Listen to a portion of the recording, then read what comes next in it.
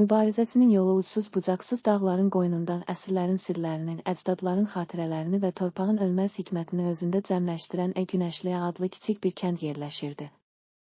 Bu kəndin dar daş yolları, hündür çınqıllı ağacların kölgəsində sanki min illik dastanları fısıldayır, axan çayın şırıltısı isə keçmişin nəsillərin öyrətdiyi dərsləri daşıyırdı. Kənd sakinləri üçün ev yalnız tikililərdən ibarət bir məkan deyildi, o, ailənin, ənənələrin və qəlbdə yanan sarsılmaz ümidin məkanı idi. Bu kənddə hər şeydən əvvəl insanın qəlbində doğan, onun ruhunu tərbiyə edən və gələcək üçün yol göstərən ən qiymətli dəyər, təhsil və maarif idi. Lakin həyatın sərt reallıqları, çətin sınaqları və kədər dolu hadisələri arasında bəzən insanın qəlbində o sarsılmaz gücü, inamı və ümid işığını itirmək təhlükəsi də var idi. Belə anlarda hər kəs üçün öz içində döyüş aparmaq, öz zəifliklərini aşmaq və qürurlu bir mübarizəyə qoşulmaq vacib olurdu. İşte bu dövrlərdə mübarizəçi adını qazanmış gənc Namiq öz həyat yolunu və qəlbindəki sarsılmaz gücü tapmaq üçün çətin yollardan keçməyə başladı. Namiq uşaqlığından bəri Günəşli kəndinin dar daş yollarında, axan çayın kənarında və tarlaların zəhmət dolu səhnəsində böyüdü. Onun anası Fidan xanım hər axşam otağın bir küncündə oturub, keçmişin dastanlarının, əcdadların öyrətdiyi hikməti və həyatın sarsılmaz dəyərlərini eşidərdi. Bilirəm, oğlum, deyərdi Fidan xanım, həyatın hər anı bir dərsdir.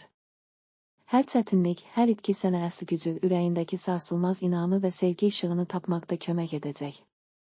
Unutma ki, həqiqi mübarizə insanın öz içində başlayır. Bu sözlər Namiqin qəlbində dərin iz buraxdı. O, kəndin ənənələrindən, ailəsinin sevgi dolu qucağına və əcdadlarının öyrətdiyi sarsılmaz dəyərlərə sadiq qalaraq öz həyatında mübarizəçi olmağa qərar verdi. Lakin onun qarşısına yalnız təbiətin sərt reallıqları çıxmadı, həm də kəndin sarsılmaz ədalətsizliyi, zəngin və varlıların zalim siyasəti ilə dolu qaranlıq tərəfi çıxdı. Kəndin ən böyük torpaq sahibi olan Məcidov bəy zəhmətkeş insanlardan onlara ədalətsiz vergilər və sərt şərtlər tətbiq edərək onların həyatını çətinləşdirir, qəlblərindəki ümid işığını sönməyə məcbur edirdi. Namiq Məcidov bəyin bu zalimliyin qarşısında öz içindəki mübarizə ruhunu oyatdı. O, bilirdi ki, əsl mübarizə yalnız düşmənlə fiziki döyüşdə deyil, həm də insanın qəlbində, ruhunda baş verir. Hər bir itki, hər bir acı, hər bir ədalətsizlik insanı yalnız zəiflətməməli, əksinə onun içindəki sarsılmaz gücü, sevgi, mərhəmət, ədalət və inamı daha da möhkəmləndirməlidir. Bir payız axşamı qaranlıq buludların səmaya çöktüyü, küləyin sərt əsdiyi o gecədə kənd meydanında böyük bir yığıncaq təşkil olundu. Hər kəs Məcidov bəyin zalimliyi və ədalətsiz siyasəti haqqında danışır, kədər və narahatlıq içində, amma eyni zamanda ümid dolu arzularla gələcəyin parlaq səhərlərini xatırlayırdı.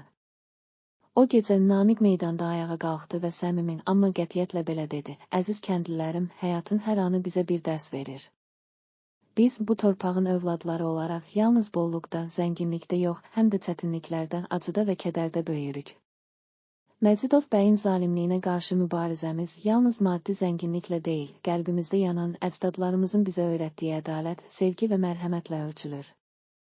Hər itki, hər acı bizə göstərir ki, əsl güc insanın öz içində, ruhunda və ənənələrimizdə gizlidir. Gəlin bu zalimliyə qarşı birlikdə dayanaq və öz qəlbimizdə yanan o sarsılmaz inam və sevgini, gələcəyin parlaq səhərlərini qurmaq üçün istifadə edək." Bu sözlər kənd meydanında toplanan hər kəsin qəlbində dərin izlər buraxdı. İnsanlar Namiqin sözlərində öz itirilmiş sevinclərinin, qəlbindəki ümid işığını və sarsılmaz gücü bir daha kəşf etdilər.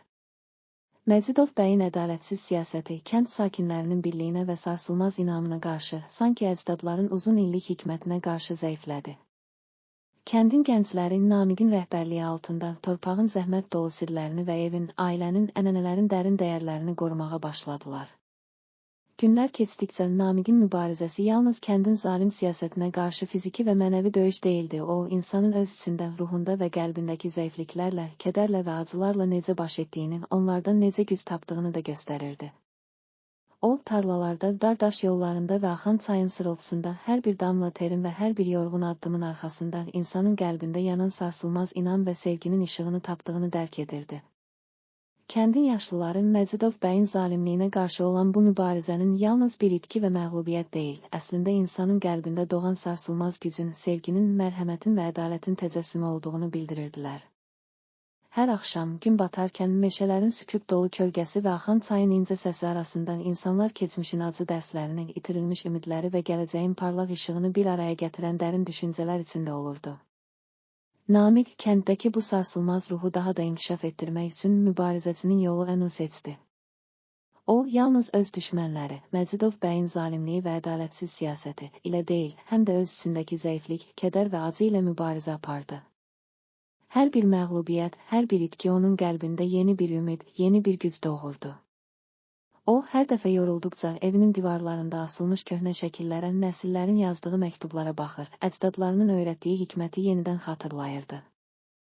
Bir gün kəndin böyük məclisində toplanan insanlar Namiqin mübarizəsi və öz içindəki sarsılmaz gücü haqqında danışmağa başladılar. Məclisdə Əli bəy sakit və səmimi səsi ilə belə dedi: "Əziz övladlarım, hər kəs bilsin ki, hər bir itki, hər bir acı, hər məğlubiyyət insanın qəlbində doğan sarsılmaz gücün, sevginin və inamın təcəssümüdür. Biz bu ədalətsizliyə, zalimliyə qarşı duranlar, yalnız maddi varlıqlarla ölçülməyən, qəlbimizdə, ruhumuzda və ənənələrimizdə yaşayan əsl zənginliyi tapırıq. Hər itki, hər acı bizə əsl mübarizənin nə demək olduğunu, insanın öz içindəki gücü necə tapdığını göstərir." Bu sözlər məclisdə toplanan hər kəsin qəlbində dərin rezonans yaratdı. Kəndin gəncləri Namiqin sözlərindən və öz həyat təcrübələrindən ilham alaraq hər gün öz içlərindəki gücü, inamı və sevgini daha da möhkəmləndirməyə başladılar. Onlar məğlubiyyətlərindən dərs çıxararaq həyatın hər anını, nə qədər çətin olsa da, sevgi və mərhəmətlə qarşılamağa qərar verdilər. Zaman keçdikcə Günəşliyə kəndində Məcidov bəyin ədalətsiz siyasəti azaldı, insanlar arasında birlik və ədalət daha da gücləndi. Hər səhər dağ zirvələrindən süzülən günəş şüaları, axan çayın sırıltısı, meşələrin sükut dolu kölgəsi və kəndin dardaş yolları insanlara əsl gücün, maddi varlıqlardan çox, qəlbdə, ailədə və ənənələrdə yaşayan sevgi və mərhəmətin nə demək olduğunu bir daha xatırlatdı. Namiqin mübarizəsinin yolu ən seçməsi yalnız bir şəxsiyyətin qələbəsi deyildi, o, bütün kəndin, bütün ailələrin və gələcək nəsillərin qəlbində yaşayan sarsılmaz inamın və əsl gücün simvoluna çevrildi.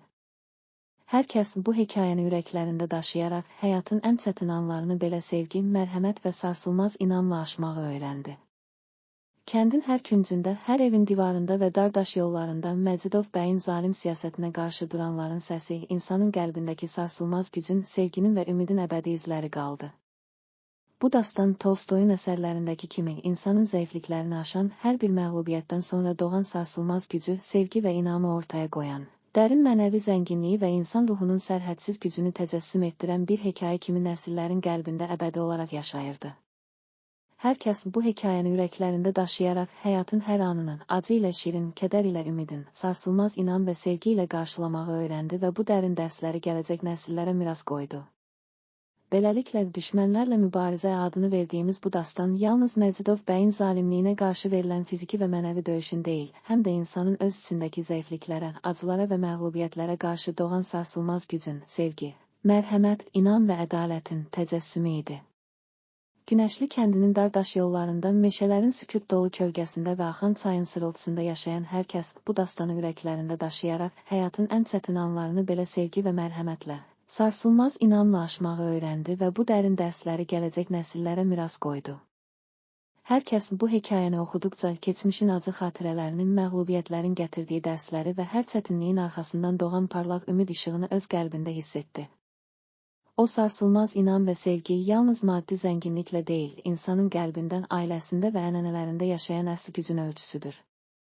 Hər kəs mübarizəsinin yolu ən ürəklərində daşıyaraq həyatın hər anının, acı ilə şirin, kədər ilə ümidin, sarsılmaz inam və sevgi ilə qarşılamağı öyrəndi və bu dərin dərsləri gələcək nəsillərə miras qoydu.